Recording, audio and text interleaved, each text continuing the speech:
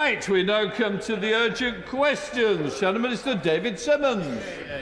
Thank you, Mr Speaker. To ask the Secretary of State to make a statement on plans for the reform of planning committees. Thank you, Mr Speaker.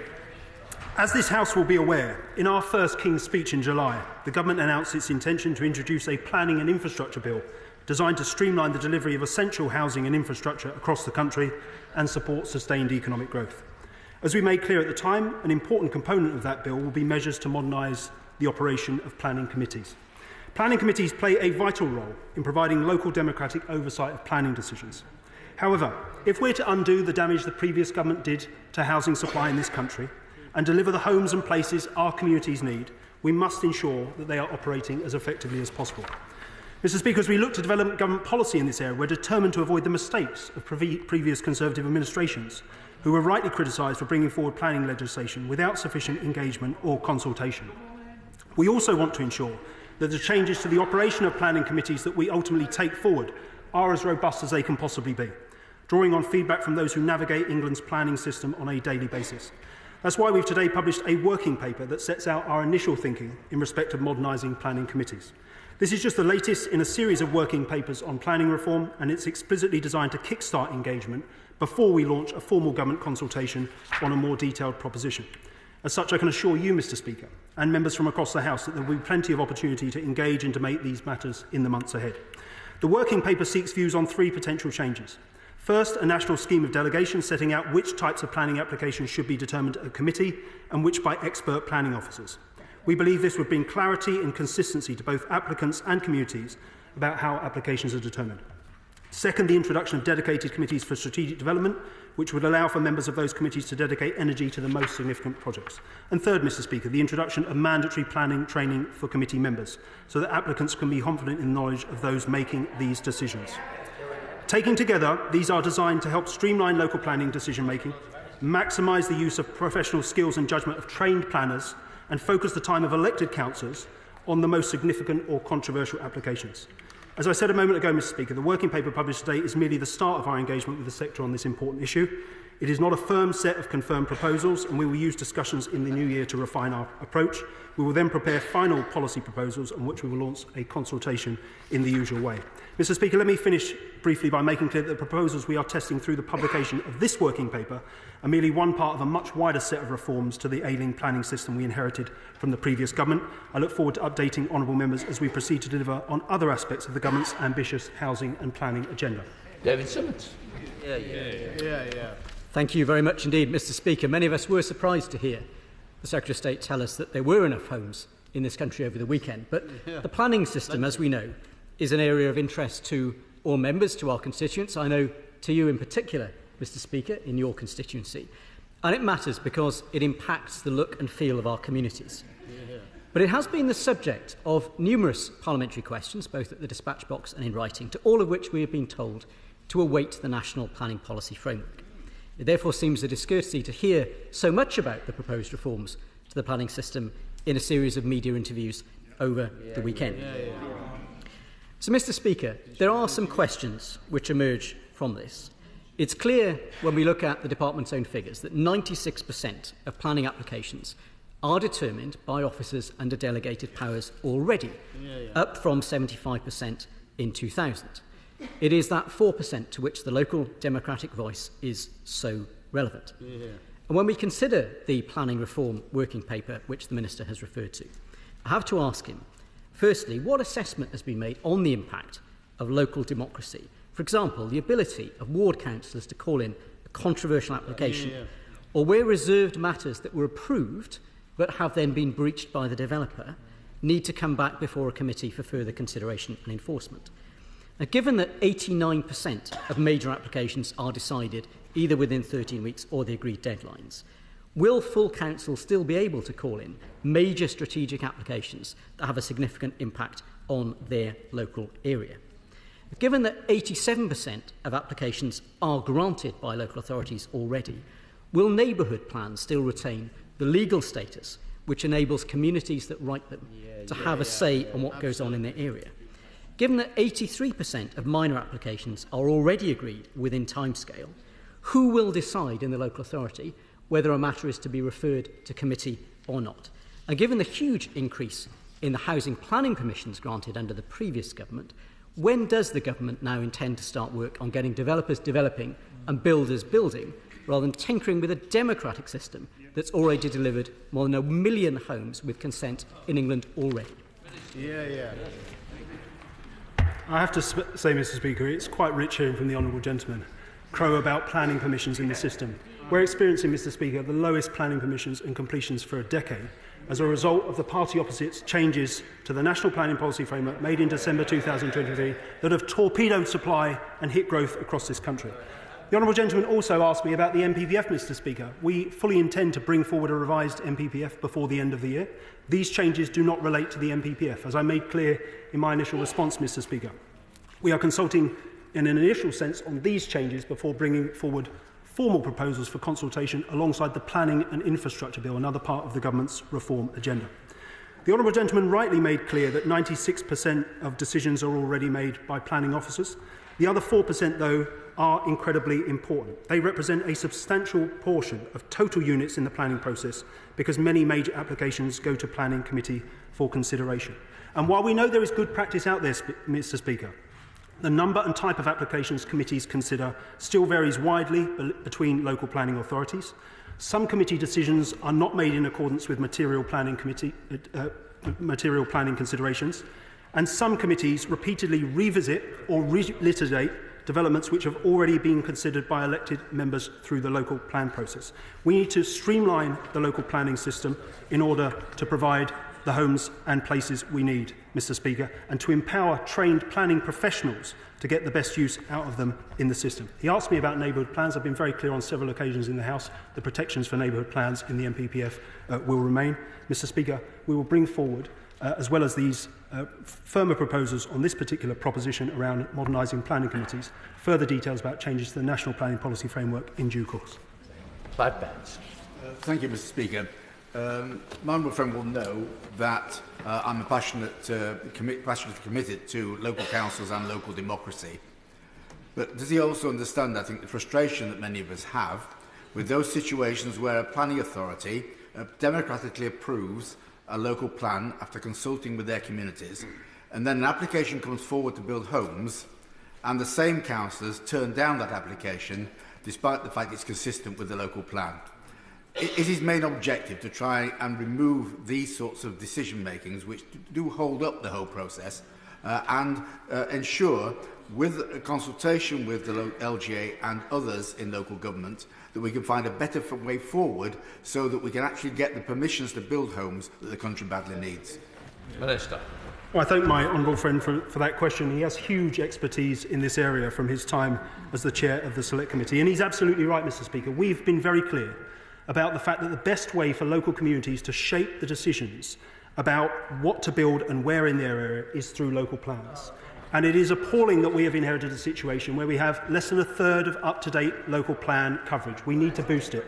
And what we're looking at, the honourable gentleman will allow me, what we're looking at through some of the changes we're consulting on in this soft form through this working paper, Mr. Speaker, is potentially how we can look to ensure that planning committees are making decisions on the most significant and controversial applications, including applications that are not in line with those local plans, rather than spending their time poring over decisions that have been made in an allocation framework through the local plan process.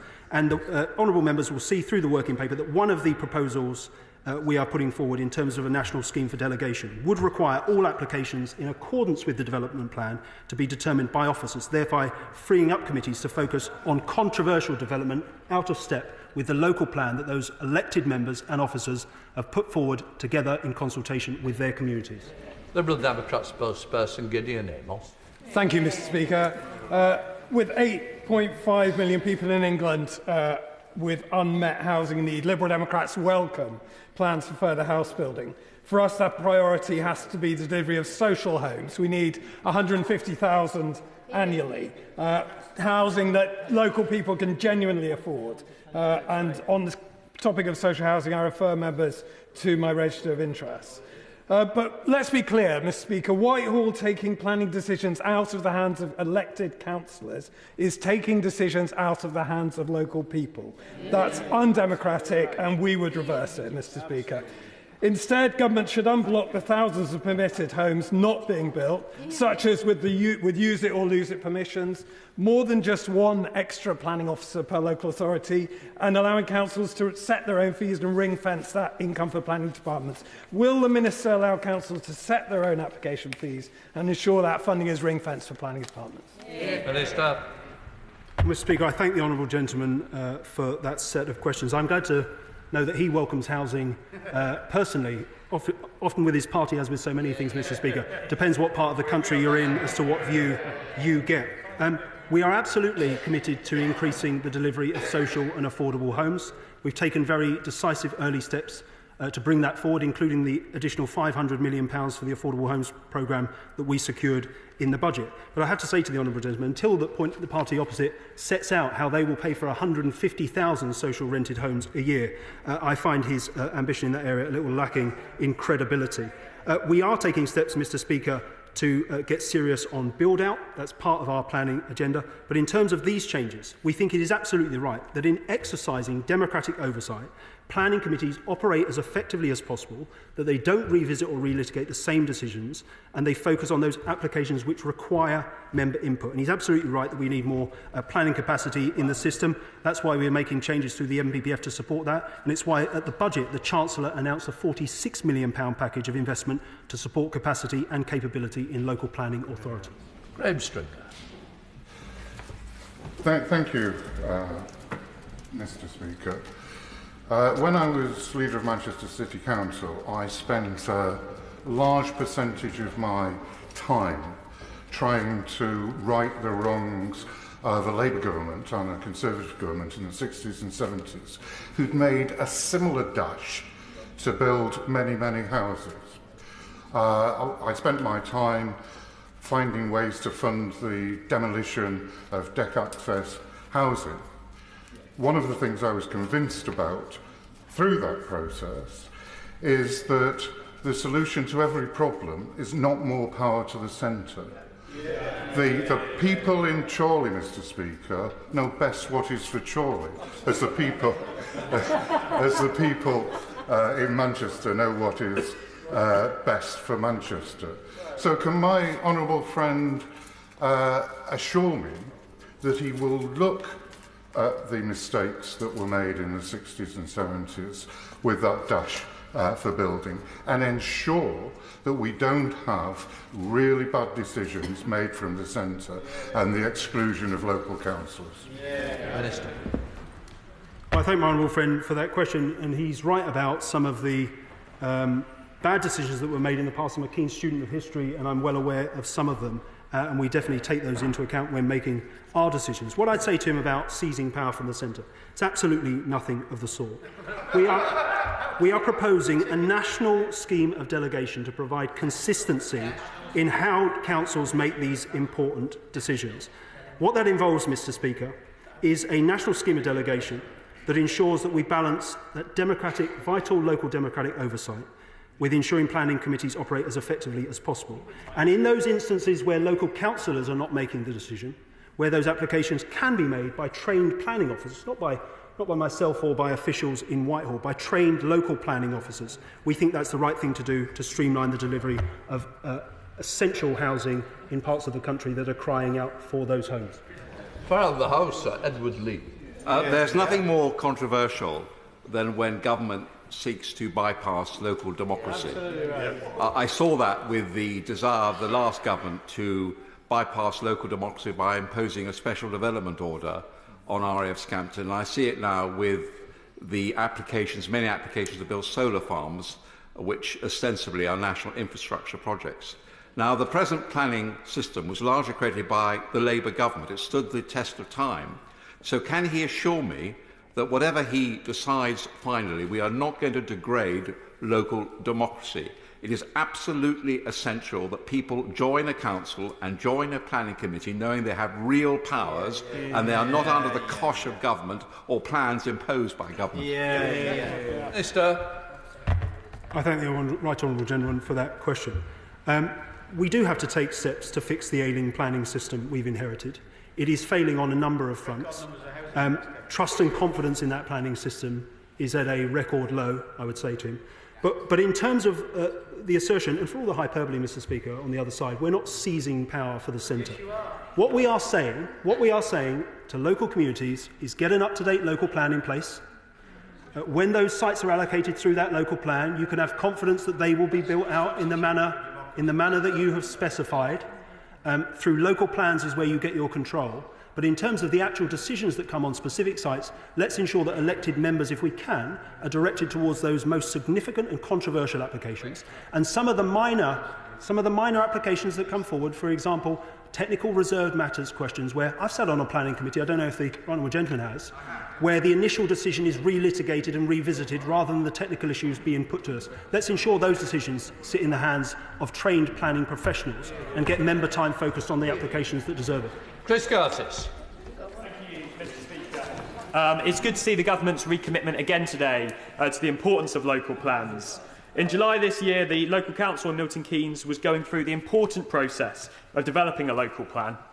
And then during the election campaign, the former Prime Minister visited my hometown and described the development of a local plan as, and I'm quoting here, reckless.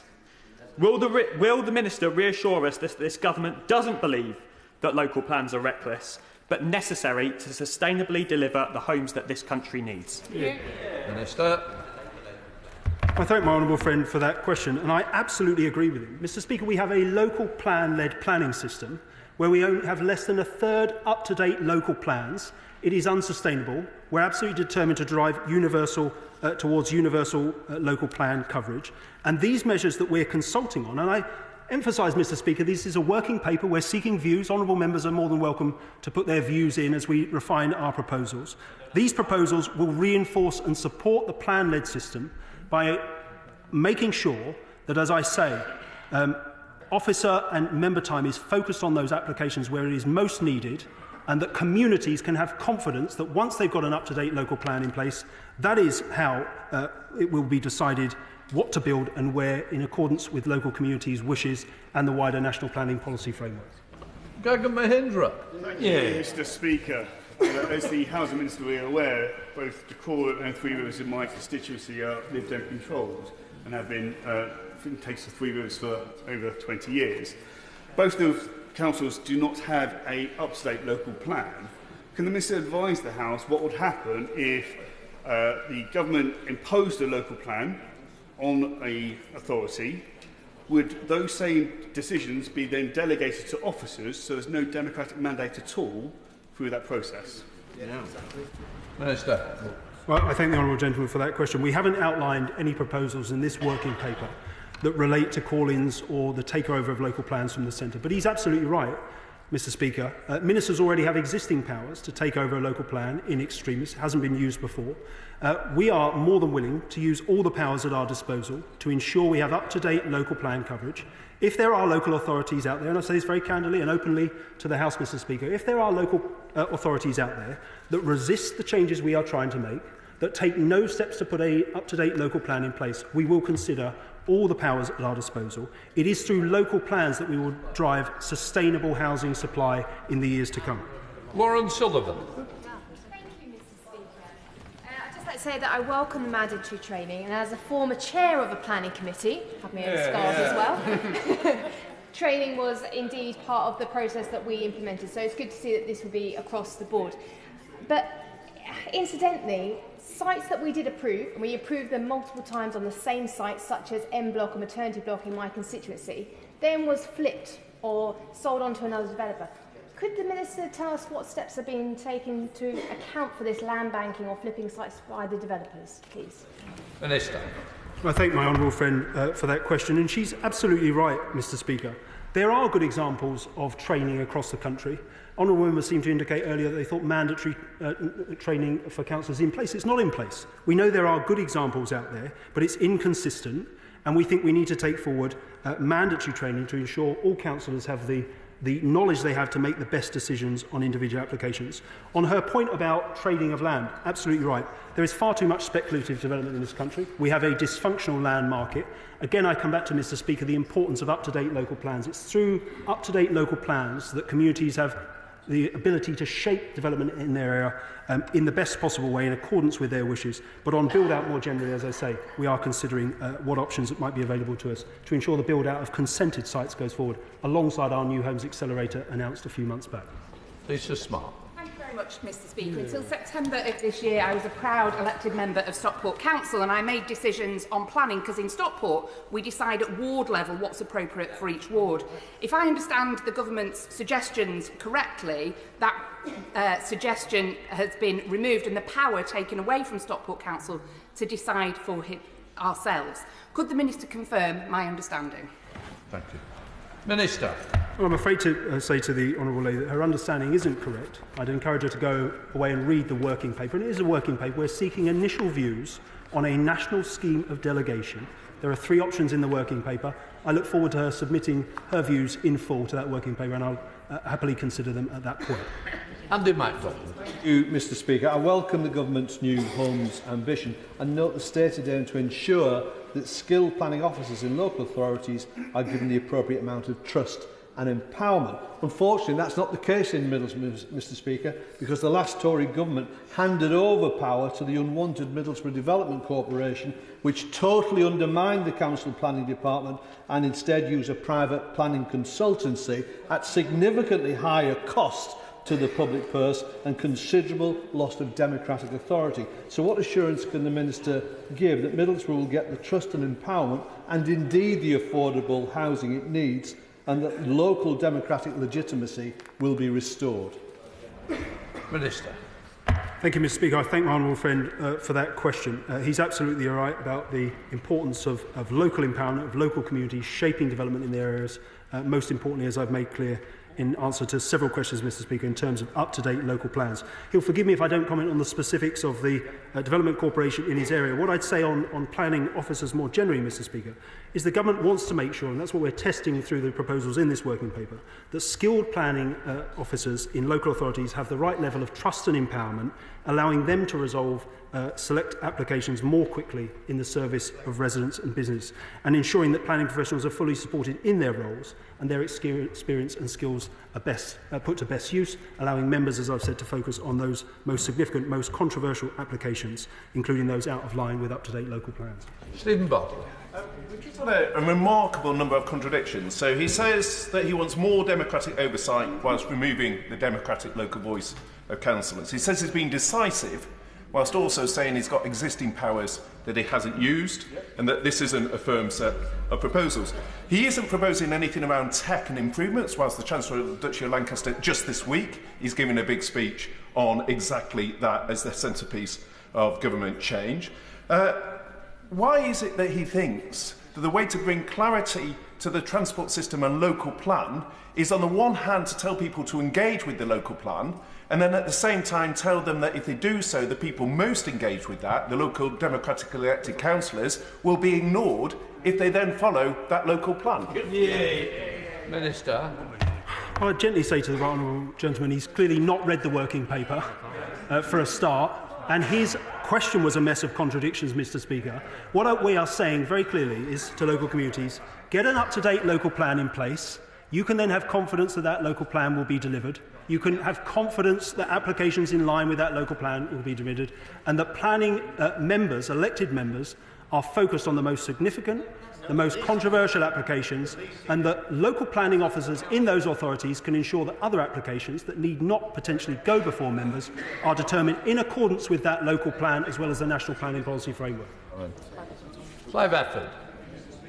We've had with the house building is that the speed with which houses have been built has been dictated by developers. But what we need to see is when these planning permissions are granted, they either use it or lose it. And in a similar way, we can't allow these companies to continue to land bank in the way that they have in the past and only use their land when they're confident that house prices are continuing to rise. So is he intending to deal with those aspects of the housing market? Minister. Well, I thank my honourable friend and constituency neighbour for that application. Mr. Speaker, we know that on many sites across the country there are genuine reasons, including of viability, why sites are not built out. So it's not as simple as to say that every consented site that's not being built out across the country is being sat on deliberately by developers. But we know that land is traded. We know that land is traded speculatively. And as I've made clear in answer to previous questions, Mr. Speaker, and I'd reassure my honourable friend, there are existing powers that we can consider bringing into force. There are measures that we took forward in the consultation on the National Planning Policy Framework, which we think will help build out, particularly those proposals around mixed-use sites. But there is more that we can do potentially in this area, and we are keeping the matter under close review. Martin Wrigley. Speaking as a, until recently, leader of District Council and long-term member of our planning committee, I don't recognise the issues that the Minister is quoting. A lot of the things he's saying is about the absence of a local plan. Fully agree with that. My council has just put in place a new local plan, which has hopefully been approved right now. Better to get more affordable housing would be to look at the way local authorities can finance those building of those houses and fix that. Better to allow local authorities to charge appropriate amounts to cover the costs of the planning, so they can do that and get the planning officers. Far better to actually look at how many councils already do mandatory training. I hear from my colleagues here, as I did in my council, we all have to do mandatory training, so that is in place. So I'd like to see a list of how many councils don't do that. And also, we need to get water companies as statutory consultees so we don't hit flooding problems when that happens. Those changes will help. The problem is not in the planning process. We have over 1 million applications built and not allowed and not built.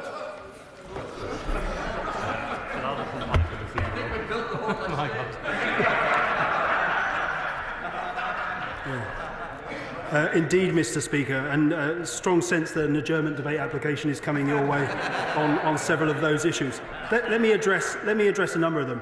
The honourable gentleman says that training is in place in most parts of the country, in which case local authorities should have no problem with mandatory training being requested by the centre and ensuring that those, if it is a small number of authorities that don't have training in place, have to put such training in place. He makes a point on capacity and planning fees. I hope he will have seen in the recent consultation on proposed reforms to the National Planning Policy Framework that the government did set out proposed changes to planning application fees and also sought views on the localisation of such fees. But in response, Mr. Speaker, to his very specific question, I'd encourage him to go and read the working paper. We know that there are committees out there, and as I say, most planning committees make well-considered and fair decisions most of the time. We know that there is practice out there of planning committees making decisions that are not in accordance with material planning considerations, with repeatedly revisiting and relitigating planning answers. We've got to look at how we can streamline the process. I encourage him to engage with the working. Be tempted by him again. Debbie Abrams. So much of the success of local plans seems to hinge on the co-production with local communities, and I wonder if the Minister could describe effective models around that. Minister. Well, my honourable friend is absolutely right, and Mr. Speaker, one of the problems we've got in our planning system is not enough people are engaged with applications, but with, in particular, the local plan process. We need to ensure that more people are engaged upstream in the production of those local plans, because as I said, they're the best way to shape development in your particular local community. And I think there's a number of things we can do there, not least some of the innovations that are coming forward. As a result, Mr. Speaker, of the previous government's Levelling Up and Regeneration Bill, which has a huge amount of potential in terms of digital planning and how that can allow communities potentially to see spatially the type of development that might potentially come forward in their areas. Sir Bernard. Deputy Speaker, I have to say to the... Not Mr. Speaker, I apologise. I have to say that this working paper smacks of a paper that's been come up with after a request for some options to streamline the planning process. But could I ask him, what is the evidence that what planning committees decide is the fundamental obstacle in the planning system? Because, I mean, there's no evidence to suggest that what planning committees decide is the problem. The problems are far wider. The reason why the government's not going to succeed in building 1.5 million homes in England and Wales between now and the general election is far bigger problem Is the government going to produce a comprehensive assessment of all the things that delay house building in this country? And then we will see how significant, or rather insignificant, this particular thing is. Martin, come on, Minister. Well, Mr. Speaker, the Right Honourable General gives the impression that I've stood up today and said this is our solution to the planning system in England and all its flaws.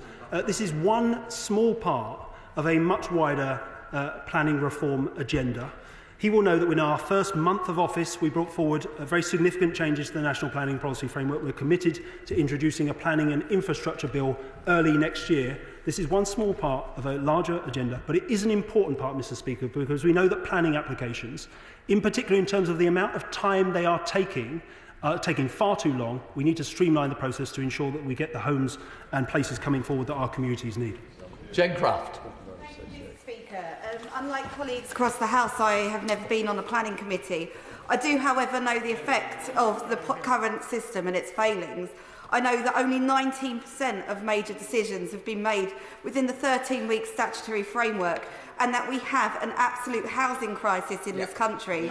I know the impact of delay, prevarication and rampant NIMBYism that we've seen over the past 14 years. Does the Minister agree with me that it's time to finally grasp these issues head-on? Yeah, Minister. Thank you, Mr. Speaker. In a word, yes, I do. And in some ways, I feel quite envious of my honourable friend not having sat on a planning committee. It's an experience, Mr. Speaker, that I think everyone in the House should undergo at one point in their careers. But she is absolutely right. She is absolutely right, Mr. Speaker. These proposals are to test some measures that we are considering bringing forward in the Planning Infrastructure Bill, the objective of which is to encourage better quality development that is aligned with local development plans and to facilitate the speedy delivery of the quality homes and places that our communities need, and give applicants the certainty that they need, that their applications will be determined in a timely manner. Sean Barron.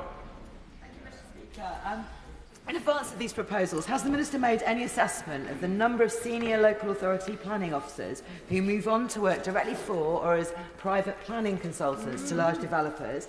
And will the Minister be considering something I'd like to see done anyway, which is registers of interest, gifts and hospitality, and bringing senior planners under the wing of the Advisory Committee on Business Appointments or a similar independent body for that transparency that I think we really need along with this? Minister. I thank the honourable lady for her suggestion. Proposals in that area are not considered as part of this working paper. She's more than welcome to submit her views in detail on that particular point. Conor Naismith. Thank you, Mr. Speaker. Crewe FC are a fantastic community football club in my constituency, and their plans would see over £1 million of investment in grassroots football facilities. But this is at risk due to delays in the Cheshire East Planning Department. So does the Minister agree with me that the government's drive to reform planning should ensure speedier decision-making and deliver those crucial facilities that our communities need? Minister. I thank my honourable friend for that question. As I just said in response to the previous one, Mr. Speaker, part of the objective of the proposals set out in this working paper, what we want to test, is whether they will facilitate, as I said, the speedy delivery of homes and places that our communities need. He's right that speed is a particular part of the challenge. There is also a big challenge around the capacity and capability of local planning departments. As I said, Mr. Speaker, we consulted on changes in the recent consultation on the MPPF around application fees and the localisation of such fees. The department obviously has a dedicated planning capability and capacity programme which directs support at local authorities. But we're hoping that the funding secured in the budget, that £46 million package of investment, will go some way to supporting local planning authorities with the help they need on capacity and capability. It's a hugely important part of the system. We need to support those who want to do the right thing. Sir Julian. The Minister had an exchange a few moments ago when he seemed to agree that this was a measure designed to fight NIMBYism. Now, I understand what NIMBYism means when it relates to an individual objector or a group of objectors. But when it relates to the members of a planning committee, that rather suggests that he regards an elected body of specialist councillors as people who are saying, not in my backyard, when in fact they are considering the welfare of their community. Would he like to think about that particular point again? Minister. I thank the Right Honourable General for that point. I have to tell him in general terms I find the YIMBY versus NIMBY debate incredibly reductive, and it doesn't get to the heart of some of the challenges we face with our planning system. We're not accusing elected councillors across the country of acting in a knee-jerk NIMBY way. What we're saying to them is there is a way to streamline the process where we can focus their time and energy on those applications that are significant or controversial, allow trained planning officers to make decisions in other areas, all in accordance, Mr. Speaker, as I say, with up-to-date local plans, which are the best way that communities have to shape development in their area. Amanda Martin. Thank you, Mr. Speaker.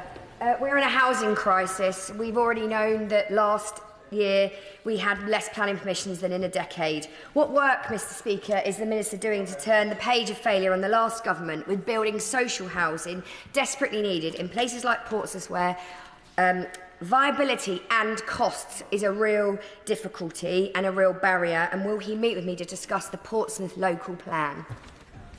Well, I thank my honourable friend for that question, Mr. Speaker, and the evidence speaks for itself. Partly as a result of the changes that the previous government made to the National Planning Policy Framework in December 2023, housing supply in this country has nosedived. Permissions and completions are at their lowest in a decade. It is true. The honourable gentleman chunters that it's not true. It is true, which is why the OBR are projecting supply fall below, which is why the OBR are projecting that supply will dip below 200,000 this year.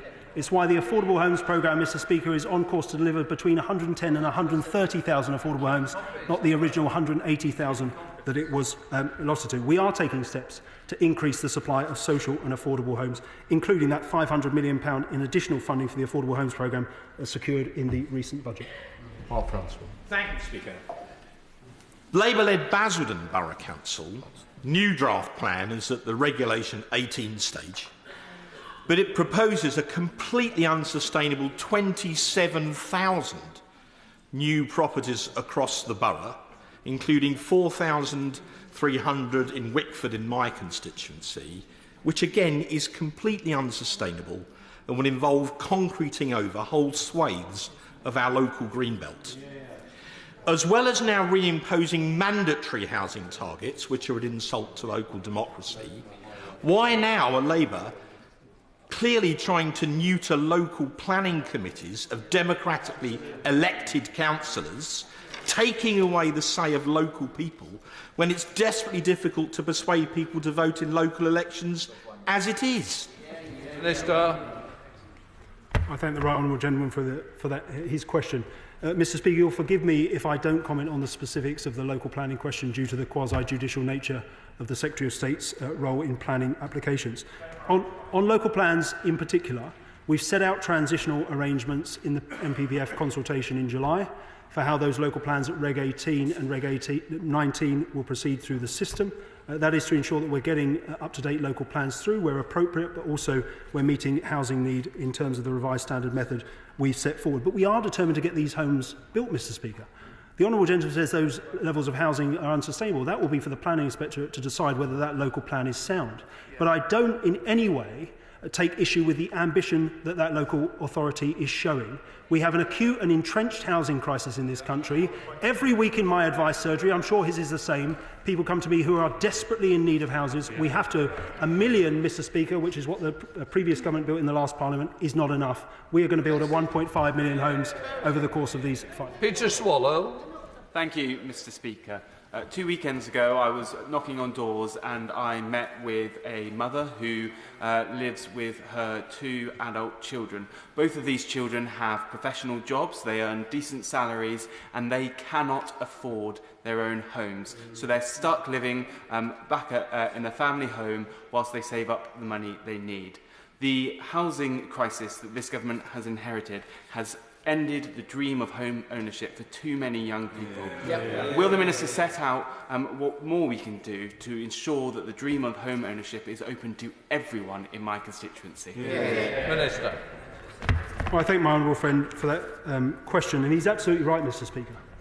The situation we have inherited, as I said, is an acute and entrenched housing crisis. We've got 1.3 million people languishing on social housing waiting lists.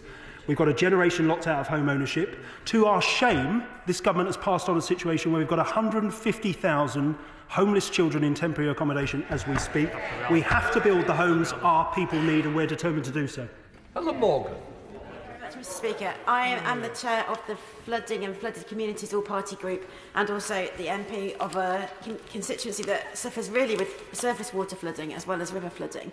And I'm concerned that these proposals will divert the decision-making away from those people with the greatest local knowledge, because when you drain a flooding area, that water has to go somewhere else, and where it goes is very critical to the people living in the surrounding area. So can he reassure me that these proposals won't dilute the importance of local knowledge when it comes to making critical decisions about drainage and flooding when we're building?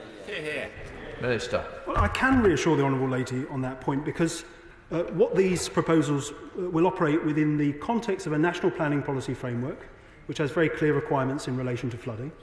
We're not in any way removing local expertise, local knowledge from the system. We're saying that it's either experienced and trained local planning officers or local elected members who should make decisions, but we've got to ensure they're making the right ones, that their energy is focused in the right way to streamline the decisions we need. We've heard the statistics on how planning applications are progressing through the system, not at a timely pace. We need to turn things around.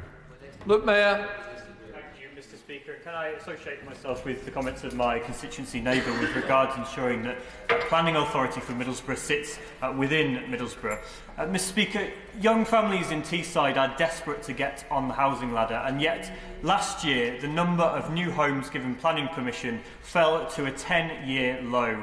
Can the Minister reassure the House of the steps he will be taking to ensure that homes are built and that we're getting Britain building again? Minister. My honourable friend is absolutely right. Permissions have fallen, and they've fallen sharply, Mr. Speaker. And they've fallen in part because of the changes that the previous government made to the National Planning Policy Framework, which gave local authorities a myriad of excuses to bring forward plans that are below their nominal target, although it remained in place. That's why permissions have dropped. We've got to oversupply permissions into the system. That is precisely what the changes outlined in our consultation on the NPPF propose, putting 370 as the standard method total envelope. That's how we're going to build those 1.5 million homes over the next 5 years. Bradley Thomas. Thank you, Mr. Speaker. The Deputy Prime Minister has said that this country has plenty of houses. If this is true, can the Minister explain why the government is imposing an 82% increase in the housing target for Bromsgrove District? Minister. Well, we consulted, as the honourable gentleman will be aware, on a revised standard method that we think meets the scale of the ambition that we need to take forward to build the homes our people need across the country. We realise it will put pressures. We realise it will put pressures on those areas that need to increase their targets. We've put forward proposals. How's that support will be put in place? But that is the level of ambition that we need to meet, as I've said, Mr. Speaker, what is an acute and entrenched housing crisis, the consequences of which I've set out for the House today. Toby Perkins. Thank you very much, Mr. Speaker. The Secretary of State, Deputy Prime Minister, was at pains this weekend to say that the recovery of nature could happen hand in hand with the ambitious planning targets she's set. Now, the Environmental Audit Committee are looking at this. Our opening inquiry is into the impact on the environment of the plans that my honourable friend is setting out. Can he say, in terms of the training for committee members on planning committees, whether environmental training will be a part of that to ensure that new planning applications don't happen in a way that impact on the environment in terms of things like renewable energy, floodplains, renewable transport and other matters like that? Minister. I thank my honourable friend for that question, Madam Deputy Speaker. In terms of mandatory training, we're considering a wide range of implementation options. We're keen to work with all stakeholders. I encourage my honourable friend in his capacity as the committee chair to put his views into the consultation. We want to determine the best way forward. But when it comes to nature more generally, Madam Deputy Speaker, we are very clear that there is a win-win here to be had. The status quo is not working. Nature recovery is not proceeding in the strategic way it could. Development is not coming forward. It's being held up. It's being deterred. If there is a win-win that doesn't involve a reduction in environmental protections, we want to bring it forward. That's what we're looking to do in the Planning and Infrastructure Bill next year.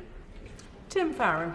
Madam Deputy Speaker. This does represent a loss of control for local communities, especially when communities like mine in the Lakes and the Dales are desperate for more control. In particular, when you've got over 90% of the homes in some of our villages second homes, we're crying out for the Minister to bring in a change of use for planning for second homes so that we can place a limit on the numbers in those communities. Will he look at doing that in the coming days? Minister. Thank you, Madam Deputy Speaker. Well, I'm afraid I refute entirely that this represents a loss of control. I encourage the honourable gentleman to go and read the paper, because it is about making sure decisions are taken by the right local, experienced, either professional or elected members, as is appropriate. And in terms of second homes, absolutely, he and I have had this conversation many times before. He knows that we are looking and are interested in what additional powers we can give local communities to bear down on the negative impacts of excessive concentrations of short-term lets and second homes. We want to give local communities more power to tackle some of these problems, not less. These proposals in the working paper are in line with that general sentiment. Dan Tomlinson. Thank you, Madam Deputy Speaker. And can I thank the Minister for his work on this and other areas to boost growth across the country for families in my constituency and elsewhere. I note, Madam Deputy Speaker, that this weekend the Leader of the Opposition met with her Canadian Conservative counterpart, a Conservative who has embraced planning reform and pro-growth measures and is gaining quite rapidly in the polls as far as I can see. Does the Minister agree with me that it's quite interesting to see that members opposite are taking an entirely different approach, opposing sensible changes that would support growth in this country and sticking with chaos in the planning system rather than stability that is the foundation for economic growth? Minister. I thank my honourable friend for that question, and I think he's right, Madam Deputy Speaker. These are sensible changes, these are proportionate changes to streamline the delivery of housing across the country, housing that we desperately need. If the party opposite put their heads in the sand, resist reform in this area, all that they will be doing, Madam Deputy Speaker, all that they will be doing is digging their long-term electoral grave. The people of this country want good homes to live in, want good neighbourhoods. That's what we're going to determine to bring forward. Martin Vickers. Thank you, Madam Deputy Speaker. When the Minister speaks of mandatory training for councillors, it's been tried before. It sounds like an effort by central government to make councillors think more like planning officers rather than be representatives of their local community. Those of us who've just served on local authorities know full well that quite frequently there are recommendations from officers to approve major schemes, which in the wider context, because of infrastructure, schools, GPs, etc., planning committees have refused. Can the Minister give an assurance that they would still have discretion to turn down applications, even if the recommendation from officers was to approve? Minister. Well, I encourage the honourable gentleman to engage with the proposals that are set out in the working paper. Nothing is definite, nothing is finite. This is our initial views. We want to test those views. I welcome his contribution to that. But in particular, what we're saying is, yes, elected members should be taking decisions on the most significant and the most controversial applications. But on minor reserve matters, on technical issues where planning officers can come forward and make a decision, skilled local planning officers, that is helpful and that is appropriate to streamline the planning system locally. Chris Hinchcliffe. Thank you, Madam Deputy Speaker. Residents in the towns and villages across North East Hertfordshire want to see a planning system that is efficient as well as accountable. So could the Minister set out in more detail how he sees these plans interacting with processes around master planning and the negotiation of planning conditions? Minister. I thank my honourable friend for that view. I'd encourage him again to go and read the working paper. He's welcome to submit his views on the potential interaction of these proposals with master planning, with planning conditions. They're not specific proposals we set out in those areas in the working paper, but I'm more than happy to take his views into account. Max Wilkinson. Thank you, Madam Deputy Speaker. I was never brave enough myself to serve on a planning committee during my 10 years as a councillor. Just not enough hours in the day, are there? There are a range of views on this. I have some sympathy with the notion that we need to speed up the delivery of new homes. We have a housing crisis and it is important to do so. But does the Minister accept that with the streamlining he's talking about, one new planning officer per authority just simply won't cut it? Minister.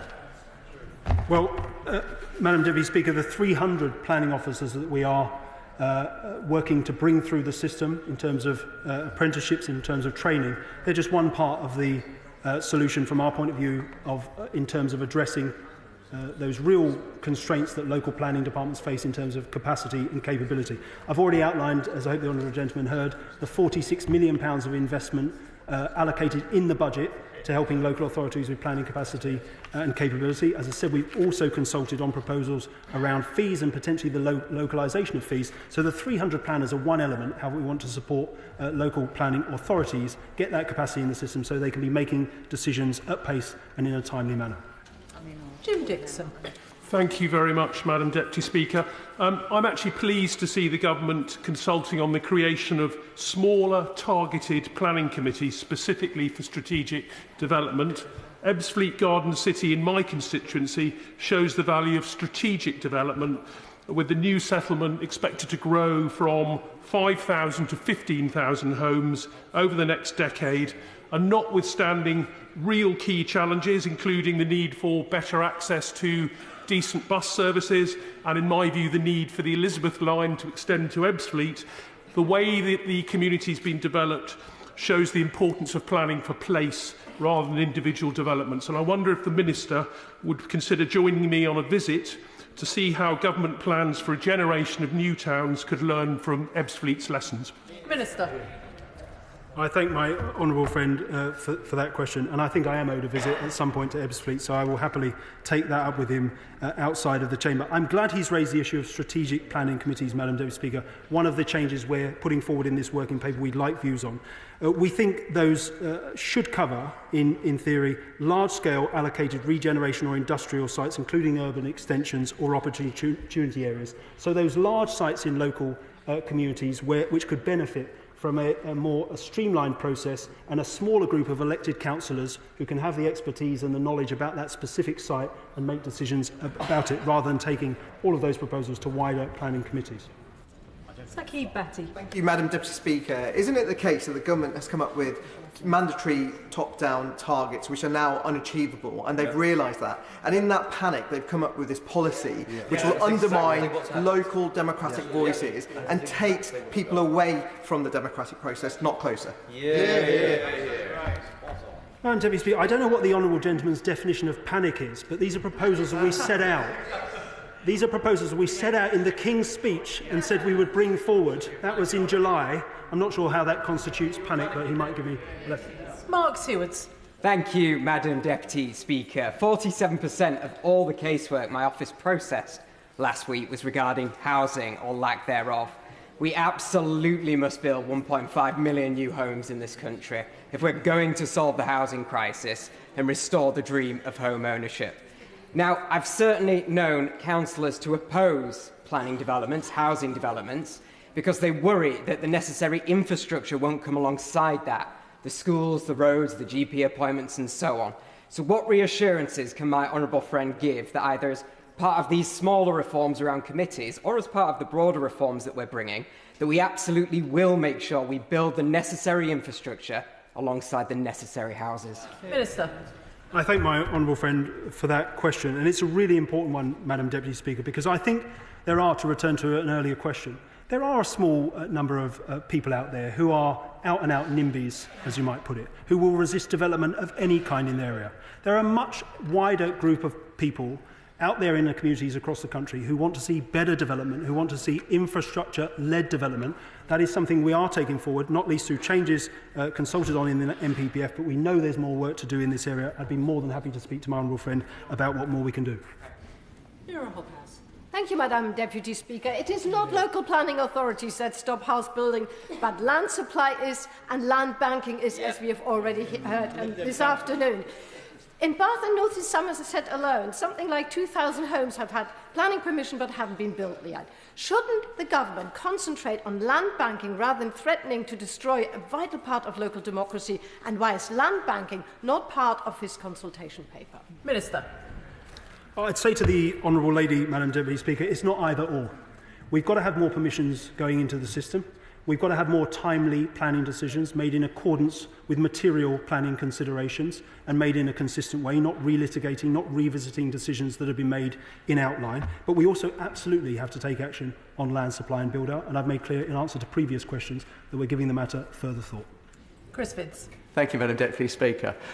Constituents in my constituency of Harlow often complain about the amount of time it takes for a plan to go from paper to the end product. In fact, it's a conversation I often have with my best honourable friend, the member for Thurrock. Can you tell me... I need some brownie points back. Can you tell me how these... Can the Right Honourable... And the Minister, not you, can the Minister... that's your fault, that is. Can the Minister... That's the Honourable Gentleman's fault. Can the Minister tell me how these plans can speed up that process for my constituents in Harlow? Minister. It's progress, Madam Deputy Speaker, it is progress. We do need to speed up the process of local plan development. We are going to, in a way that the previous government never did, adhere to the timelines we are setting for local plan development, for new style local plans to come forward. And we need to ensure that individual planning applications are made in a timely manner, that they're made within the set timelines to give certainty to the sector that what they bring forward can be built out if they put an application in. Kieran Mullen. Thank you, Madam Deputy Speaker. If I can say gently to the Minister, I think it's been passed a bit of a dud here. And I think the experienced members opposite know that. That's why not a single long-standing member on his own benches stood up to defend this specific policy today, this afternoon. Is that because actually they know local planning committees that they've been involved in and seen, like most of us as MPs, make important decisions on a regular basis, and they can't be replaced by planning officers because they're not embedded in local communities. Does the Minister really think planning officers can replace local councillors on important matters like this? Minister. Well, I'd say to the honourable gentleman, 96% of planning application decisions are already made by planning officers. Yeah, and what we are saying is there is a way to streamline the system which we want to test views on, which will ensure that the most significant and controversial applications still come to elected members, but that we get the full use out of trained planning officers who are embedded in their local communities and are cognizant of what a local plan requires. Tristan Osborne. Thank you very much, Madam Deputy Speaker. I'm also happy to speak with my colleague from Thurrock concerning my planning issues. However, I'm hoping the Minister can answer the question too. Tory-led Tunbridge and Malling Borough Council has allowed predatory development in Borough, Meckles and Walden precisely because it hasn't delivered a local plan over many years. Does the Minister agree with me that we need firm timetables for deliveries of local plans that are robust and listen to local concerns, but also that training is put in place for appeals so that we do not get fines burdened on the taxpayer in these local areas? Minister. Well, I thank my honourable friend for that question. And I think he raises a really important point, Madam Deputy Speaker. The incentives of the system at the moment are to allow speculative development to come forward and go to the planning inspectorate on appeal, because then a local authority or local members are not responsible for that decision. And we have to ensure that we have better up-to-date local plan coverage. That is the best way to shape development in the area. Less speculative development on unallocated sites, therefore, coming forward. More allocated and planned development through the local plan system, but with streamlined and timely decision. That is what we're aiming for. This working paper is but a small aspect of that wider agenda we are taking forward. Richard Ford. Thank you, Madam Deputy Speaker. 57% of East Devon is made up of national landscapes, or previously AONBs. I welcome the fact that these areas are protected from housing and industrial development, but for planning committees that have to meet his targets, national landscapes compress the area that remains, which can be devastating for flood-prone villages like Fennerton. How are these reforms going to help people who are seeing housing targets concentrated on their village because they live near a national landscape? Minister. Well, I hope the honourable gentleman is aware that in those instances, and he highlights very real problems in terms of the unavailability of data to shape local targets across areas where there are such protected areas. In those areas, the planning inspectorate will test whether a local plan is sound and will make a judgment on whether hard constraints like that make a difference to the allocations that that local area needs to bring forward. I'm more than happy to have a conversation with the honourable gentleman about the specifics of development in his area if he would find that helpful. Jim Shannon. Thank you, Madam Deputy Speaker. Can I thank the Minister very much for his answers? And the Minister has put forward some very positive ideas to advance housing development. That can't be ignored by anybody in this House, by the way. Can I ask the Minister if he's had the opportunity to have any discussions with the devolved administrations, bearing in mind the UK-wide need for reform for planning, no matter where it is, to allow for affordable housing, business premises expansion changes, and vitally the need to increase and attract manufacturing and production capabilities for our economic growth and community standards, and to restore confidence for home ownership? Thank you. Minister. Well, Madam Deputy Speaker, can I say I always welcome a question from the honourable member, not least because it signals the end of an urgent question. What I would say to him is my ministerial colleagues and I in the department regularly meet with our counterparts from the devolved authorities to learn lessons about what is different but what is similar, and some of the challenges that we face in a shared way across this United Kingdom. And I thank the Minister for his answers. If anybody is leaving the chamber